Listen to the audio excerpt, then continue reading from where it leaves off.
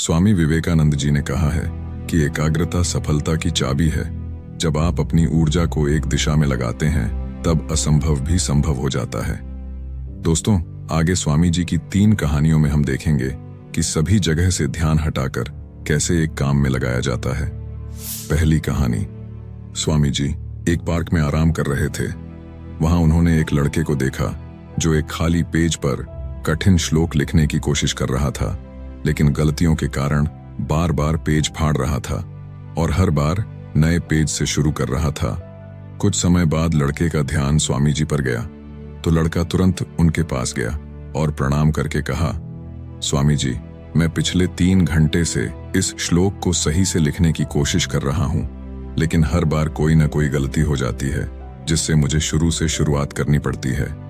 मुझे समझ नहीं आ रहा कि मैं क्यों नहीं लिख पा रहा हूं। स्वामी जी मुस्कुराए और बोले, बेटा, केवल फोकस की कमी के कारण ऐसा हो रहा है, क्योंकि एक साधारण इंसान अपनी ज्यादातर ऊर्जा बेकार की बातों और आदतों में लगा देता है, इसलिए लगातार मन भटकता है। ध्यान से काम करने का मतलब है अपनी पूरी ऊर्जा एक जगह पर लगा देना, और जब बार बार तुम ऐसा करोगे तो मन इसके लिए तैयार हो जाएगा और फिर गलती नहीं दोहराएगा।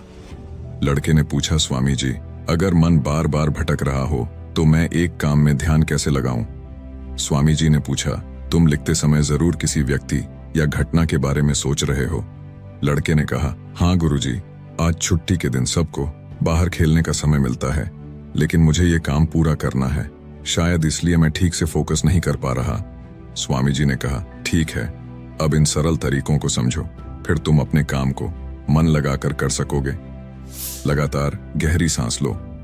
स्वामी जी ने कहा, जब भी तुम्हारा मन भटके तो 5 गहरी सांसें लो और अपना ध्यान काम और खेल दोनों से हटाकर अपनी सांसों पर लेकर आओ। जितना तुम अपनी सांसों को देखोगे उतना ही तुम्हारा मन शांत होने लगेगा। काम को महसूस करो। जब तुम लिख रहे हो तब सब कुछ बारीकी से महसूस करो, जैसे पेन तुम्हारे हाथ को छू रही है, और लिखते समय जो आवाज हो रही है उसे भी ध्यान से सुनो। जब तुम सभी चीजों पर बारीकी से गौर करोगे तो ध्यान भटकना कम हो जाएगा और तुम्हारा मन और शरीर केवल एक काम में लगा रहेगा। तुम्हारा ध्यान काम पर इतना केंद्रित हो जाएगा कि तुम्हें समय का पता भी नहीं चलेगा। जब लड़के ने स्वामी जी की बात मानी और गहरी सांसें लेते हुए फिर से लिखना शुरू किया तो उसने पाया कि अब उसकी गलतियां कम हो रही थीं और उसका काम भी जल्दी पूरा हो गया। उसने स्वामी जी को धन्यवाद कहा। इस पर स्वामी जी ने मुस्कुराते हुए कहा, याद रखो, जब मन और इंद्रियां एक काम में लग जाती हैं तो ध्यान गहरा हो जाता है और यही सच्ची सफलता है। दूसरी कहानी। एक दिन एक युवक स्वामी विवेकानंद जी के पास पहुंचा। युवक के चेहरे पर परेशानी और हताशा साफ झलक रही थी। उसने स्वामी जी से कहा कि स्वामी जी, मैं बहुत समय से परीक्षा की तैयारी कर रहा हूं। कई बार कोशिश की, लेकिन हर बार असफल हो जाता हूं। मुझे समझ नहीं आ रहा कि मुझसे कहां गलती हो रही है। स्वामी जी ने उसकी बात ध्यान से सुनी, फिर पूछा, क्या तुम सच में परीक्षा पास करना चाहते हो? युवक ने कहा, हाँ स्वामी जी, मैं बहुत मेहनत करने के लिए तैयार हूं, बस मुझे ये बता दीजिए कि मुझे क्या करना होगा। स्वामी जी उसे अपने साथ एक खाली जगह पर ले गए जहां एक पुरानी मोमबत्ती और माचिस रखी थी। उन्होंने युवक को एक मोमबत्ती दी और कहा, इस मोमबत्ती को जलाकर यहां से थोड़ी दूरी पर खड़े उस पेड़ तक ले जाओ, लेकिन ध्यान रहे कि मोमबत्ती बुझनी नहीं चाहिए। स्वामी जी यह कहकर वहां से चले गए। युवक ने माचिस से मोमबत्ती जलाई और धीरे धीरे मोमबत्ती लेकर पेड़ की ओर बढ़ने लगा।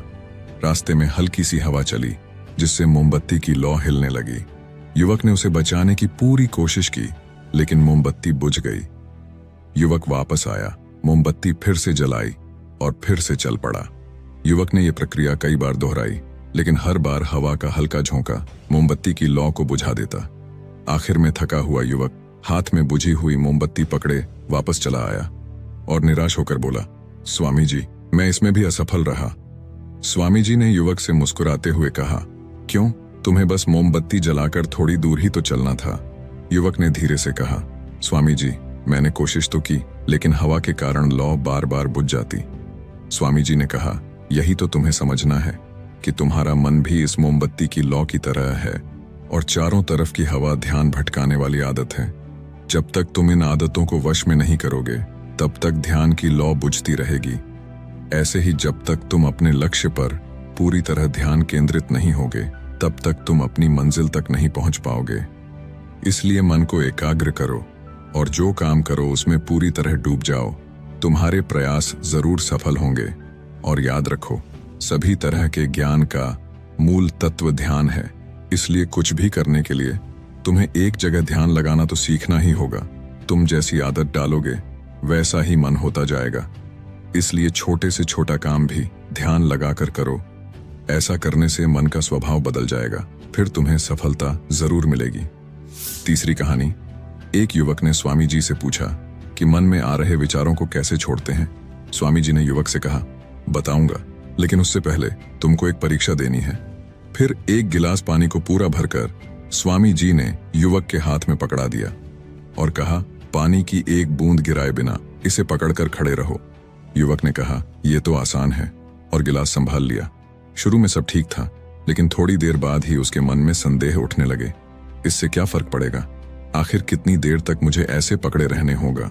जैसे जैसे ये विचार आने लगे उसका ध्यान भटकने लगा और गिलास से पानी छलकने लगा। अंत में स्वामी जी ने कहा, बेटा, जब तक तुम्हारा मन शांत था तब तक पानी नहीं गिरा, लेकिन जैसे ही तुम्हारे मन में विचार आने लगे तो पानी बाहर गिरने लगा। उन्होंने आगे समझाया, जैसे गर्म लोहे पर हथौड़े की चोट उसे नया रूप देती है, वैसे ही तुम्हारे विचार व्यक्तित्व को और मन को आकार देते हैं। तुम्हारा मन भी गिलास में पानी की तरह है, जिसे आसानी से विचलित किया जा सकता है। अगर तुम पानी यानी मन को स्थिर रखना चाहते हो तो पहले सभी विचारों को स्थिर करना सीखना होगा।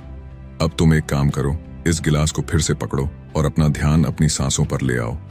अपनी सांस को पेट और सीने में आते जाते महसूस करो। हाथ में होने वाले दर्द और असहजता को जाने दो। मन में जो विचार आ रहे हैं उन्हें बहने दो। खुद को याद दिलाओ कि तुम विचार नहीं हो, बल्कि उन्हें दूर से देखने वाले इंसान हो। ऐसा याद रखने से विचार आकर चले जाएंगे, लेकिन मन को विचलित नहीं कर पाएंगे। थोड़ी देर तक युवक ने इस अभ्यास को जारी रखा और गिलास से एक भी बूंद गिराए बिना खड़ा रहा। स्वामी जी ने कहा, इस तरह ध्यान से अभ्यास करते रहो। धीरे धीरे तुम्हारा मन शांत होने लगेगा और तब कोई भी कठिन काम करना तुम्हारे लिए स्वाभाविक हो जाएगा। इसके बाद वो युवक स्वामी जी को धन्यवाद कहकर घर लौट गया। दोस्तों, अगर इस कहानी ने आपकी किसी भी उलझन को सुलझाया है तो हमें कमेंट्स में जरूर बताओ, और वीडियो को लाइक करके एक ऐसे दोस्त को शेयर करो जिसके जीवन में ये वीडियो काम आए।